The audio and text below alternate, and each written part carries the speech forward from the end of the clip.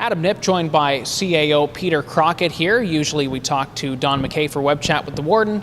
Don's away today, so Peter's been kind enough to agree to join us to give us the CAO's perspective on everything going on at County Council this week. One of the things, Peter, is a big public meeting coming up on water and wastewater rates. They're set to rise anywhere from around 5 to 18%, depending on where you live.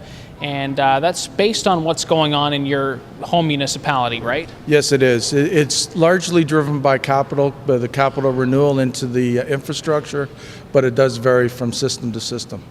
And so do we expect a big turnout? Usually public meetings, you're really not quite sure with them. No, we're not sure. We've had information out to the public for the last month or so, much more aggressive in terms of getting the information out. We've had an online town hall available for staff, for the public to be able to get questions into staff, get more information, and we've had some contact with the business community as well. So we're hoping that there's at least going to be some out, that any issues do come forward so that we can address them, take a look and figure out where the rates need to go at the end of the day.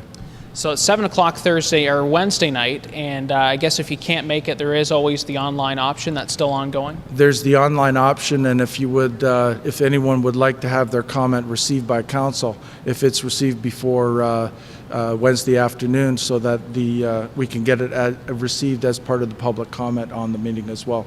So as written submissions work as well. All right, very good. We're also going to be talking about ambulance response times. This is a kind of a big deal, and anything different coming into effect in 2014 to try to get those times quicker? Well, actually, no, there isn't any additional service. We've looked at the standards and how we've performed in terms of 2013. We're meeting those targets. We're a little above those targets, actually overachieving in some areas. So we felt that it was important to sustain that and go into 2014 with basically the same standards as we've had previously. It's a regulatory requirement that we make our submission and get that set up as part of our annual process, so we're doing that now. So I guess it's a good news story that we're doing a good job on that front. It is very much a good news story. We're meeting our targets, we're meeting our timelines, and the key thing is that we don't want to lose anything with respect to those standards. Okay. Now, you're going to hear from some residents on Wednesday night who are, I guess, upset about an ongoing odor issue where they live on the 11th line near a county facility.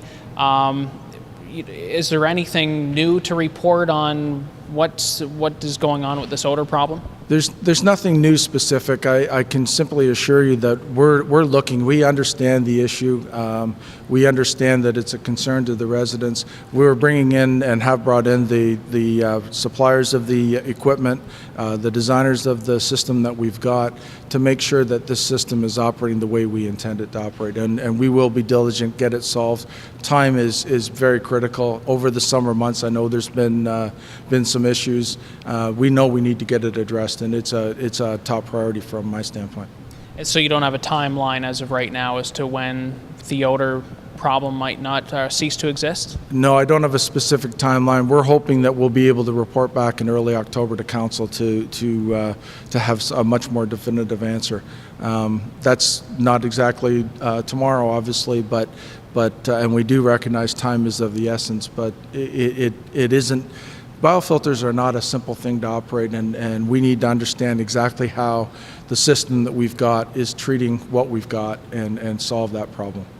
Okay, very good. Sounds like a busy meeting coming up on Wednesday night. Thanks again, Peter, for joining us. My pleasure. Thank you very much.